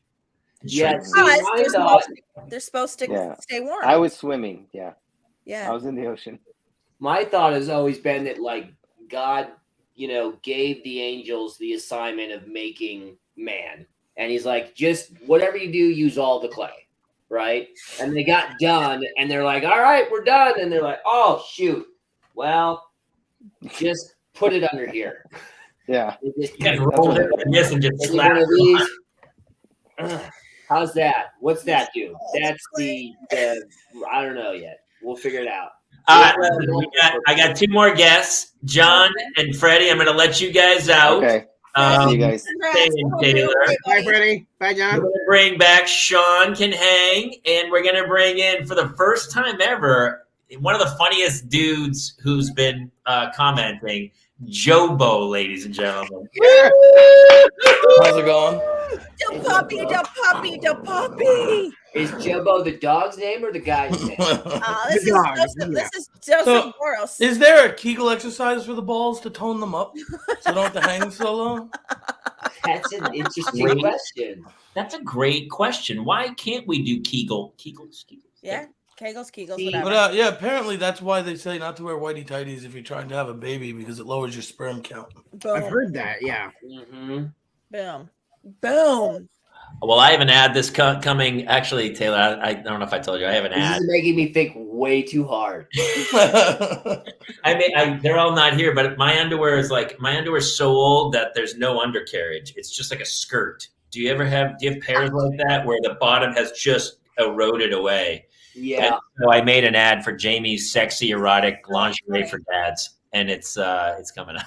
But yeah, and honestly, if you wanted to have kids, this would be a great pair of underwear for you because it is freewheeling, man. It's freewheeling. It's Crotchless like, manties. They are they're groinless panties, but yes, it's exactly, and that's okay. Manties. They're groinless boxers, not to be confused with crotchless panties. But hey, why do girls get all the fun? Why don't the boys get to be sexy? That's the thing. What we have, there's no good like lingerie for men. Yeah, I Wow. would like to say. There's coming Thursday. There's coming. It's called a negligee. It's a man negligee I've invented, and trust me, you're going to want to buy one. They're really. Also, you are all so tone deaf if you think that crotchless panties are fun for us. They're fun for you. They're Well, fun yeah. for you. Well, that's what there's nothing fun for you. Yeah. It would be a straight jacket. And I'd be like, sorry, I can't do anything with me. I can't do it. I have a question. Yeah. So, like, are you using them, for everyday use, or are you supposed to be using them, you're like wearing them to the supermarket or to mow the lawn? Me? Yeah. Crotchless? No, I only wear, that's silly. I only wear them when I have my period. It's Honestly, easier. I got it. She can't be in Okay. here. Yeah. She's too much sometimes. Nope. Again, I can't. It makes sense. A little too far. It's too far. You got to keep the breeze going, you know? Yeah, you got to breathe it up. Joe, it's funny to finally meet you because you're literally one of the funniest cats who comment Oh the my show God. Thank you. every week. It's pretty funny, dude. I forget the puppy's name. Jack. Jack Skellington. Hello, That's right. Jack. Yeah. Jack Skellington. Jobo, Unless I'm mistaken, you're seriously high right now. Oh yeah. Oh, okay, I'm just checking it. I felt that. It's not like we all knew it. It was the elephant in the room. Dude, Where are you from, Jobo? Originally from New York, but I'm living in Virginia now. Virginia. the last time I saw him, it was like 11 o'clock in the morning. We were at Barney's Beanery out here, and he was like, I got 1 hour of sleep. This is my 5th beer. I was like, I love this guy. And we took a picture together to show Jamie and Jason that, yep, yes, indeed, Jobo is real. Yeah, because for a long time, I thought it was just another personality Kate was doing on Twitter. I'm not that funny. That's the problem. I'm nowhere near as funny as Jobo. That's so funny. I gotta get to bed. I got work tomorrow. I just want to pop in and say hi. We're gonna let Jobo go. Jobo, honestly, it was a pleasure to meet you. I love absolutely. You. You're like Hemingway on the so just comments coming. We love it, and we'll keep checking with you, brother. Thanks. Goodbye, Jack. I got a new game. Let's play. Let's vote. Whose background is the messiest, mine or Kate's? No, not even a question. This is all laundry that needs to be folded. Mine. Wait, you've got a nutcracker out. Yeah, wait a minute. Wow. Is it the lone holdout, Taylor, or the? It doesn't have to be. It's a nutcracker. You can use a nutcracker all year long. Well, that's like one of those. It's like how my daughter's dance studio makes its money every year. Is at the Nutcracker. They sell nutcrackers. Oh, and then everyone has to buy one, and then it just sits in your office for 6 months. Yeah.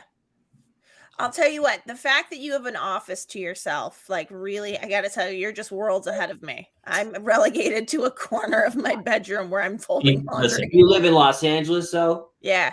Different story. Yeah. Where are you? I'm in Fort Collins, Colorado. Oh, right, because you said Northern Colorado. Okay. Gotcha. He was smart. That's nice. He took the cost of a house here and bought four times the size of the house in Colorado. It's only a 5-bedroom. but to be fair, it's a 5-bedroom, but it's 2,300 square foot. Oh, okay. Yeah, it's actually small bedrooms. It's all all 1970s bedrooms. It's like the Japanese style of bedroom, where it's just a drawer that comes out of a wall. Yeah. This is one of the bedrooms. This office is one of the bedrooms because there's a closet. Oh, you guys. So I grew up in a house. I thought it was a huge house. My house as a child. I had my own bedroom and stuff, and then I went back as an adult, and I was like, "Oh my god!" I lived in a closet. Like it was a legit bedroom. You would walk up the top of the stairs, and there were 4 bedrooms, but they were like phone booths around the room. But as a little kid, you don't think that. You're like, but Mom, why do I got to go through Josh's room to get to my bedroom? Yes. That's right. That's super funny. Well, that's the old shotgun, right? The shotgun shack is that you would walk in and all the rooms just went off the side and they were all kind of interconnected. Yeah. Mm. You had 6 kids in your family too, Jamie. You all had your own bedrooms? No, they were all this out already. Yeah. I'm the youngest of 6, but I grew up kind of alone. Really, they were already out of the house. Yeah, didn't your dad have you like way late? Like, yeah, you were. That's probably what's wrong with me. He was like, back in those days, he was 43 back then, which and then life expectancy was 32. It was like caveman era back then. Yeah. By the way, you beat a man. You had your first at 50. Take that, Dad. I think you were old. I love that Taylor has a 9-month-old. He has a 3rd child. And he's still like, he does so many different things. And I was like, dude, where do you find the time to do any of that stuff? It's crazy. I don't know. You live in a decommissioned train car? He's talking to Taylor. Is that Taylor's place? I don't know what he means. I think he said you lived. I think he's talking about you. That it was like. Yeah, I think he was talking to Jamie. Yeah. Decommissioned train car? Yeah. Is that like the. That like you walked, that you said it was just like a phone booth, like that, like all of the compartments. Oh yeah. Whereas honestly, it would be great. I had bunk beds as a kid. It's so funny because wait, didn't you live a lot? You were the only kid home. I did, but there were 2 bunk beds in the house. And so sometimes I slept on the top, and sometimes I slept on the bottom. I just kept moving around the room. That's true. That's absolutely true. Gave him so much more room to do activities. And then my brother had a water bed, like a king size water bed in the basement. And I I ended up taking it. So my senior year of high school, I slept in the basement on a king-size waterbed. And when I went to college at BU, I took my waterbed with me. We had college. How does I didn't have it. I didn't have it the first couple years. When we find like third year, you could get an apartment and leave on-campus housing, and we had an apartment on Com Ave, right above White Mountain Creamery, which was this ice cream, one of the first ice cream places that started doing the mix-ins, and it smelled like melted chocolate. So our apartment smelled like melted chocolate, and I had a king-size waterbed in my college. How does one move the water? You actually You drain the water, take the wood apart, put the whole thing back together again, and then put the mattress in and fill it with water and out of the hose. And then there was a heating pad that was underneath. They were so big back then. They really were. What happened? And you could get ones with baffles, without baffles. Like, it was a big deal. And now, does anyone have a waterbed anymore? No, they didn't do wonders for posture. I'll tell you that. Is that true? Yeah, that was one of the reasons I know. It was really great. It's like a fun idea until you lay on it. Then you're just like, if you get like a slight itch, then you're. You can also like catapult someone else off the bed. I remember doing that like as a kid, like playing on my friend's parents' waterbed, and like one of us would sit on the edge, the other one would like jump on the other side, and we'd go like flying off. Isn't it funny? You would go see like your friends' parents in their rooms, and you never all the little things that were around there you didn't think of, and then now you look back and you go, "It was kind of creepy." There was some creepy stuff going on at my friends' parents' homes. I always felt like. Meanwhile, I mean, or most of all, like that, I was in their bedroom. I was in my friend's parents' bedroom. That's a weird thing. Yeah, like, that's the creepiest part. You start just like telling stories as an adult, and you realize, like, wait, that's not right. Yeah, I remember Josh's parents had that waterbed, and we'd go and jump on it. And we'd look at ourselves in the mirror in the ceiling, and we're jumping up and down. And then he would whip me. And why then is that? Yeah. Oh, one of my friend's dads had a den, and there was a padlock on it. Okay, so you would go in, and there were the Playboy centerfolds were on the wall. Okay, like it was a bar, like water, like water. What am I trying to say here? Wallpapered on. Yes, yeah. It was like they pasted them on. Yeah. Now, if you saw it now, you'd be like, "Oh, this is the opening scene of a serial killer movie." But then you were like, "Hey!" And then you can't go in that room. And like, now that I'm married, I'm like, "Would your wife ever go? Yeah, hey, I'm gonna put some Playboy Playmates up in the like." But that was a thing back then. Like, I don't know. I think I might disagree. I don't think it's that creepy then or now. I think it would be crazy if it was Polaroids of children in that room. You know what I mean? We got to pull Mulligan out. I'm just going to run the banner real quick. Come on! Comments of Kate Mulligan do not reflect. Liking an adult woman's body is not creepy. But it's not liking it. It's the pasting it all over your wall. Yeah, so people come in and you go, yeah. You see what happened too? People don't go in because it was padlocked. Like, he chose those ones very specifically to show his own personality of like, I didn't, March isn't up there. Didn't bond with her. This one goes by the door. Like, there were nude photos on the wall in his den. I have the one with baffles. The tech has changed. Does he really? Do you have a? I actually love the waterbed. I had it all the way through like my junior and senior year in college. I had a water. By the way, Joe I had a leopard skin comforter. I want to know you in college. Me too. Yeah. Right. I got to tell you, I did know this guy in college. I think everybody knew me in college. His name wasn't Jamie Kaler. His name was Ryan Harrison. But believe me, wow, he graduated. He's alive. That guy's alive. Yeah. Back in then, it was so funny because you weren't worried about like somebody filming you. Like there was a bar called Crossroads down the street, and that was our hang, and we went we were drunk. I mean, everything we did, we drank in college. But the waterbed was a lot of fun coming home super wasted. Yeah. You're like, I feel seasick. Well, I was going to the Navy. It was preparation. The Navy, yeah. So that's how it all fits in. That's how you feel at home. You're like, yeah, I missed the boat. And you get on the do you guys, I do the rain thing where I play ocean waves crashing. I do as well, yes. For the white noise. Okay, what's the thing with the white noise machine? Like, I've realized, like, my wife has 4 of them around the house, and I'm like, isn't that just a radio station that's between stations? Can't we just turn on a radio part way? You're right.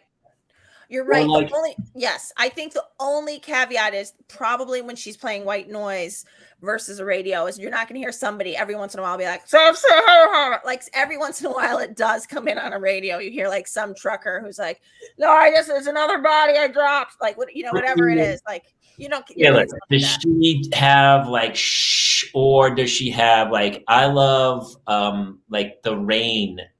I just remember in New Hampshire, ours has the porch and having the rain on the porch hitting, and it brings me back to my childhood. So I love that kind of stuff. Ours, you all have a dial, so you can switch from rainforest to just plain white noise to waves or whatever. But it's all coming out of like the cheapest. It's like the same speaker that they use in greeting cards, right? So like you just barely hear what it's doing, but like it works for the white noise, but you try to do anything beyond and it's just a garbled mess. Honestly, probably the card you open, it goes, it's your birthday! It's probably this Mozart played through that speaker makes super funny. My phone, it's pretty great. I love mine. I use it all the time. And my kids sometimes, if they can't sleep, they'll come up and they'll go, Daddy, can I use your phone?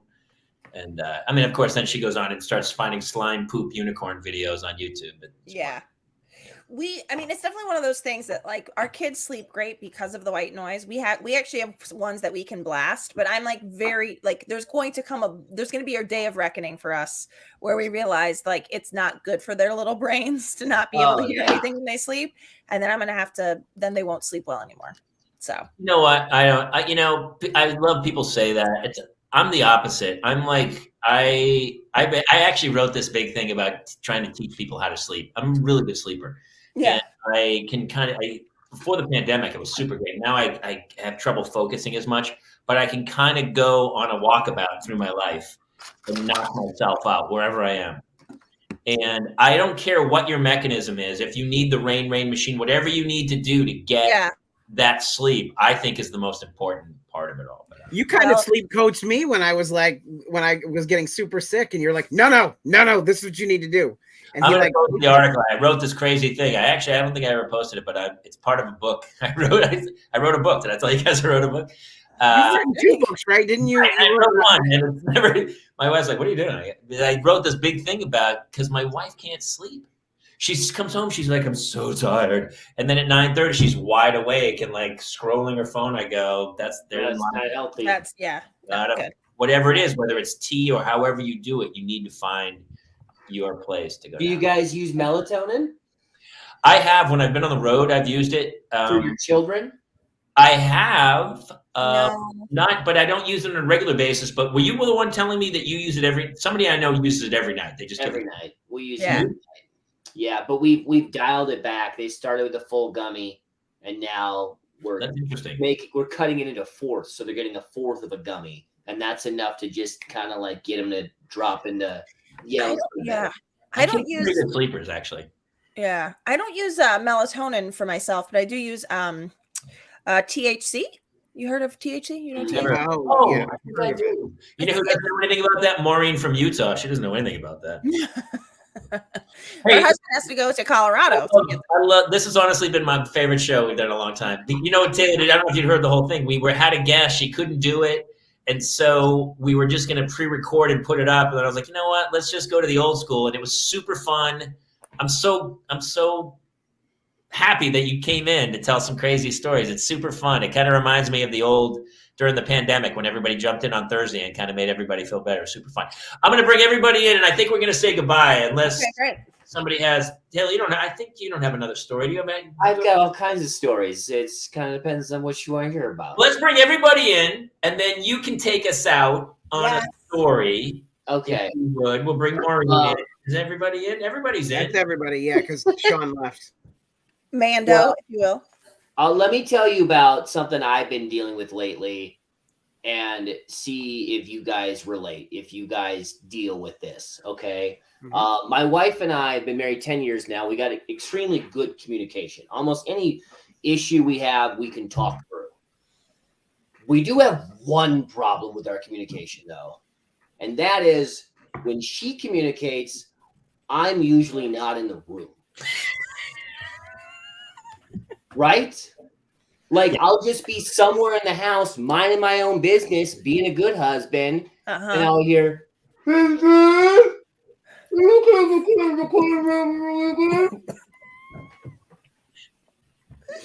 what?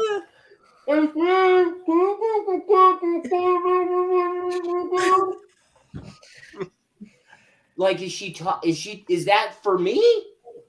And this will go on for a while before I finally just say what any good husband would say. Sure. Sounds good. And then a couple days later, we'll get in a fight about it because I won't remember the conversation. And she'll be like, babe, we talked about this. Remember? You were out in the driveway using the snowblower and I was up in the master bathroom taking a shower. We talked about this. Remember? You're supposed to take the cat to the chiropractor on Tuesday. How do you not remember? Oh, wives are the worst. Am I right? They're the worst. But I figured you out, Kate. I figured it out. She does this just to get me to say yes to things, to agree to things, right? Yeah. That's You know what the close quarter strategy is too? Is they talk to you like, hey, listen, on Tuesday I need you to, and then they turn their head so they're talking to the wall over here, the way that their voice magically carries around the hall here to Miles' room to tell them, stop hitting your brother, but or can't go the 3 feet that I am behind her, being partially deaf. No, that's we need to flip the script, Taylor. I feel like we as guys need to flip the script on the women. I tried it. No, there are no. Look, can guys, I put this out there? What do you got, Maureen? So my mother-in-law told me that she used to make a honey-do list for my late father-in-law for when she needed him to do stuff, and that's what she would do. And I've heard that is. I've tried that. It doesn't always work, but that's what. You have to put dumb things that he would want to do. Like, it can't just be like, you have to go walk out and pick up all the dog shit in the front yard, in the backyard, and all over the place. And then after you do that, you have to like put it in the composter with everything. Yeah. I mean, you have to be like, you have to go to Home Depot and build something with 9 rakes or whatever. Like, give him a bum chore where it's just like, mix it up. I'll do this. Like a dumb chore sandwich. Carl Nelson, you were talking to the dog. What? What? That's what husbands always say. I thought you were talking to the dog. Oh, yeah. No, that's good too. Wait, everybody, hold on, because Taylor, I always go, we need to flip the script, because my wife does the exact same thing. How did you flip it? I've tried that. So I waited. I planned it out. I was like, I'm on to you. You're just trying to get me to agree to things. So I'm going to flip the script. I waited until the next time she was making smoothies, right? So she's up in the kitchen using the blender, and I went down into the garage and I turned the air compressor on and I climbed into the deep freeze and I put a sleeping bag over my head and I was like, hey, Dad, is it okay if I go snowboarding with the guys this weekend? And she was like, you can't go snowboarding with the guys. My mother's coming to town. We have supersonic hearing. Yeah. You can't beat them. You cannot. No. Nope. Listen, if you cared about what I had to say, you would go where my voice is, okay? That's the bottom line. Just go to my voice. But you're the one that wants to have the conversation. It's like the other thing is like when you just they just start the conversation and then they get to the important part when they're just like, hey, so I was thinking that maybe we could. Yeah.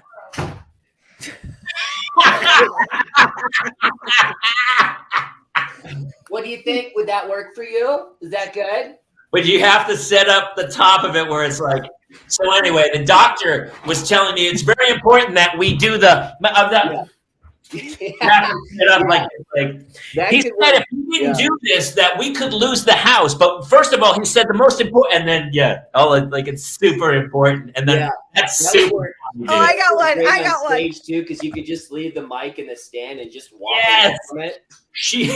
Yeah, I got one. I'll do one, guys. The kids wouldn't survive. They said the kids would not survive if we didn't. No, I got it, guys. I got one. Okay, I got one. Here we go. Okay. Hey, I wanted to talk to you about that, the doctor's appointment. Oh, don't worry. I'll just close all the cabinets you left open and pick up your sweater off the floor. I'll go do that while we're talking. I'll go do that. That's fine. My wife actually, she waits until she walks around the house, and then there's no words are said, and then finally I go to sleep. The lights are all off, and in the pitch black, 30 seconds into the dark, she goes, "I'm worried about Claire." Yeah, I was gonna say that. Yes. Yep. What happened last night? Claire, I don't know. She's just not growing enough. I worry about her, and I'm like, Kate, nothing can be done. I'm going to. Let's just get some sleep. Let's get through tonight, and then let's see what happens in the morning. I know, but I'm really worried about it. You weren't worried about it 40 minutes ago. What happened? What just happened? Then it goes into okay, let's just go to sleep. That's it right there. That's it. It's like you and my husband get along so well. That's how I know I'm such a good sleeper, because even after that sigh, I start to drift off to San Diego, 1988, and that's it. And I'm gone. I'm walking along the beach. I'm on my beach cruiser playing volleyball. I'm gone. You're just here again. That's it. And my wife even one step further. If I Jamie, I get to that point and I'll ignore, but she'll roll over with her phone and lay so close so that the light is directly right in my face, and I'm like, okay, apparently this is not going away. So. Your wife has the trump because she could just go at any point. Remember when I had that stroke? And you're like, all right, we can talk now. Okay, okay. Sometimes I think that she'll go, and she'll just be touching where the pacemaker is, and then she doesn't even have to say anything because I'm like, is everything okay? That's super funny. That's super pacemaker is. All right, listen, I have got to put some kids to bed. I think, do you have another story? Taylor, do you have another story you wanted to share with us? No, how are your kids not in bed already? Because here's what happens, and this is an ongoing tale. I put them, when I'm not on a show, they go to bed at 7 p.m. I think they did. I bathed them and had them in their jammies. But a lot of times, if I go to stand up, I come home at night and my wife's in bed with them scrolling through old photos. Look at what she looked like when she was 1. She's the cutest baby ever. Why wasn't she a Gerber baby? It's crazy. We're having popcorn movie night. That's what happens. Movie now. It's Tuesday. They have school in the morning. What are you doing? I don't know. Yes, they wanted to do it. They asked nice. They did all their macaroni. Toasted popcorn movie night. Another story to tell. Is there what else did I have? I kind of have a story if you guys want one. All right, Maureen, hit it. So this happened when my daughter was, I want to say 9 or 10 months. This is when she was crawling. And my husband's a professor of music, and he had to go teach his class up in Weber at Weber State, which is about 45 minutes away. And I was home with the child. This is in the middle of the pandemic. Our daughter is a pandemic baby. And I'm changing her diaper, and it's a poopy diaper. And I noticed something is kind of shiny in the diaper. She had eaten a penny in her, and thankfully, she's fine. Nothing. Pennies are fine, right? That's what. Nickels are the problem. It's razor blades and the Halloween candy. That's the real problem. Well, what had happened is we have a 2-story house, and there was pennies on the landing, and our cat had knocked off some pennies from the top, and and the pennies somehow got behind the couch, and she was crawling, and she put it in her mouth. Anyways, so she's fine. Nothing happened. And thank goodness. And I had to text my husband, who's in the middle of teaching. This is like his beginning of he's starting to teach his class. And I said, hold on. Okay, Joseph. Okay, that's why Jobo. They said her diet needed a change. That's Jobo. Oh, that's such a good punchline. I knew there was some joke about making change that he got it right there. Also, Jobo, you need to go to bed, man. You got work tomorrow. Yeah, you got work tomorrow. You got work tomorrow. I mean, people said she had no sense, but she in fact had 1 cent. So I don't.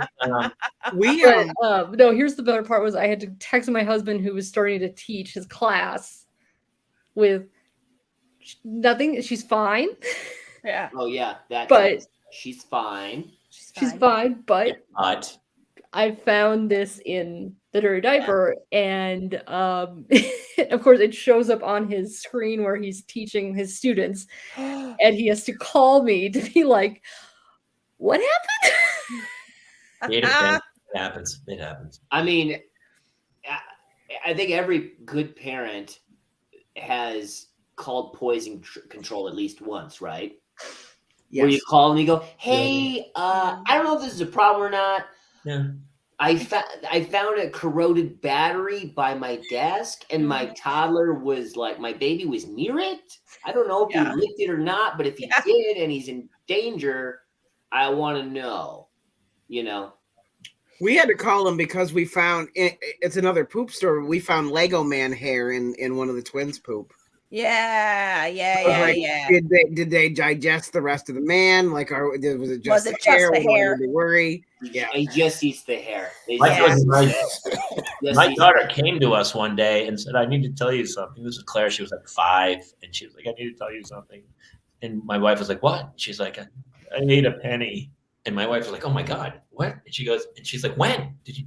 She goes, "Well, it was a while ago." And she goes, I was like, "When was it?" She said, "Well, I was in the other room. We had moved. We had done an addition to the house, so we moved rooms. It had been a year earlier she had been in that room. So she had done it a year earlier."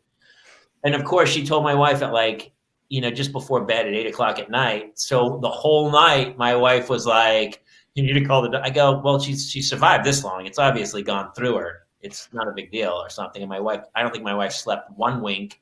I called my wife, had me call at 9:01 when the doctor's office opened. And I knew the answer. I go, "Dude, she told her she ate a penny a year ago." He's like, "Yeah, she's fine." Click, hung up on me. Yeah. I was like, I called my wife. I go, he said she's fine. She's like, "I hope so. I hope." Honestly, when you wait that long, what's the inflation rate on that penny? She ate a penny, but she came out with 5 cents. 9:00. Yeah, we gotta go. I guess I could leave and just let you guys continue on for the rest. It's like a Truman Show where it's the parents are on just 24/7. Did you not know that? Yeah, I gotta go too. We all have to stay here until you leave because we were hired to entertain you. Yeah. I guess. I don't know. I don't know. I mean, it's so funny. Should I take you want me to take us out, or you want to take us out, Kaler? Mulligan, you take us out. Will you actually? Taylor, will you take us out? You know how to do that. Take us out, man. How do I do that? Bring us out. Hey, everybody. Thank you so much for hanging out in the Parents Lounge tonight with all of us here. This has been such a good time, and I don't know who I'm doing an impression of, but Jimmy Fallon. I think I'm doing Jimmy. Honestly, I thought it was that's very Jimmy Fallon. Yeah. Tune in next week. We're here every Tuesday night. It's going to be it's awesome, guys. Oh, yeah. Pretty good. Actually, I think this was always the original premise of the show. And all of a sudden we get caught up because you know how it is, Taylor. It's if you don't have like names and stuff, so I reached out to friends to come in, but I like talking. This made me laugh so hard tonight. So thank you guys for coming in. And thanks to everybody, Sean who popped in, Freddie popped in. I guess we're going to have our recurring regulars and stuff. So super fun. Taylor is doing stand-up in Northern Colorado this weekend. Oh, yeah, I could plug it, but I think they're all sold out. I think it's sold out anyway. Yeah. Taylor, if you're in Utah, let me know. I'll tell you Charlie how Barron, right? Yeah, Utah. Well, yeah, he actually 2023. The kid's going to be, my guess is touring the country. So hopefully, super fun, everybody. Thank you guys for joining us. If you're watching on YouTube, please subscribe. If you're watching on Facebook, please follow. I guess is that what we're supposed to say, Taylor? You're the pro at that stuff. Like, subscribe, and make sure you leave a comment for us, guys. Let us know what you liked in this show, who you want to see more of. Really appreciate it. You know, every single one of those dings just means so much to us, guys. Really appreciate it. He's right. And honestly, that's all I got. Thank you guys so much. We'll see you next week here in the Parents Lounge. Good night, everybody. Bye.